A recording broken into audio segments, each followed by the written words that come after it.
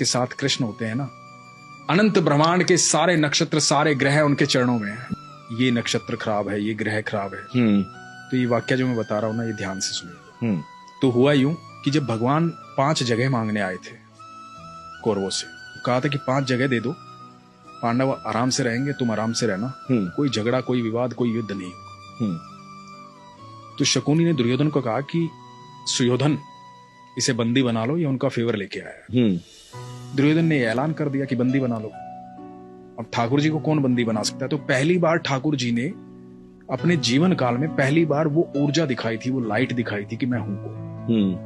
अब उसके बाद कृष्ण वहां से चले गए कह करके कि अब युद्ध होगा। और धृतराष्ट्र ने राज ज्योतिषी को बुलाया ये जानने के लिए कि क्या होना चाहिए, क्योंकि उन दिनों एस्ट्रोलॉजी बिल्कुल, और आप सोचिए उस समय कितने प्रखंड पंडित होते हों, प्रखंड बहुत, मतलब बहुत ग्रह नक्षत्रों की दशाएं कैसे बता देते हों। बिल्कुल बिल्कुल। तो राज ज्योतिषी को बुलाया, राज ज्योतिषी से पूछा कि क्या करना चाहिए बताओ। तो राज ज्योतिषी ने कहा कि महाराज, सुयोधन की कुंडली में राजयोग, कोई हरा ही नहीं पाएगा, निश्चित तौर पर विजयी होंगे, निश्चित तौर पर राजा बनेंगे, आप युद्ध करो। और सिर्फ इस बात पर युद्ध का ऐलान हुआ और युद्ध शुरू हुआ। अब धृतराष्ट्र लगातार चिंता में था। 8 दिन बीत गए, आधी सेना निपट गई थी कौरवों की। अब ये दिखाई दे रहा था साफ साफ कि कौरव हार जाएंगे, पांडव जीतेंगे। तो फिर से बुलाया गया राज ज्योतिषी को। धृतराष्ट्र बैठे हुए हैं, महात्मा विदुर बैठे हुए हैं, और राज ज्योतिषी को पूछा गया कि भाई ये क्या हो रहा है?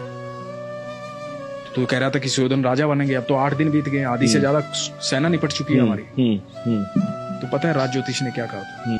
कि वहां कोई है जिसने नक्षत्रों की दिशाएं बदल डाली, कोई है जो समय और परिधि से परे है, कोई है वहां।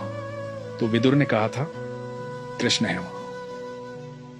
ये बहुत कम लोग जानते हैं। हम जब भी मंदिर जाते हैं, भगवान के सामने जाते हैं, तो हम भगवान के सामने नतमस्तक होते हैं।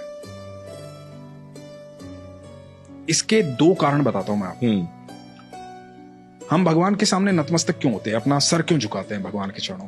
जब हम भगवान के चरणों में अपना सर झुकाते हैं ना, नतमस्तक हो जाते हैं, तो जितना बोझ हमारे इस मस्तिष्क में होता है ना, जितनी दुविधाएं चल रही होती है, सारी दुविधाएं भगवान के चरणों में गिर जाती हैं और भगवान रोंद देते हैं। और जैसे ही आप नतमस्तक होकर के उठते हैं ना, तो आपको एक अद्भुत सुकून की प्राप्ति होती है। और ये क्रिया आप लगातार करते रहते तो आपके जीवन में दुख नहीं आता, क्योंकि आप भगवान के सानिध्य में रहते हैं। क्योंकि दुख की एक खासियत होती है, दुख बड़ा भोला भाला होता है। दुख जब भी आता है ईश्वर को साथ लेके आता है। जैसे ही दुख आएगा आपको ईश्वर याद आएंगे। ये बात तो है। भोला भाला होता है, दुख को बेचारे को पता ही नहीं होता तो साथ किसके चल रहा है। वो ईश्वर को साथ लेके आता है। उस वक्त में जो व्यक्ति ईश्वर को देखता है, उसके लिए दुख हमेशा के लिए गायब हो जाता है, और जो दुख को देखता है उसके लिए ईश्वर हमेशा के लिए चले जाते हैं। ये आप पर निर्भर करता है कि आप चुनते क्या, दुख और ईश्वर।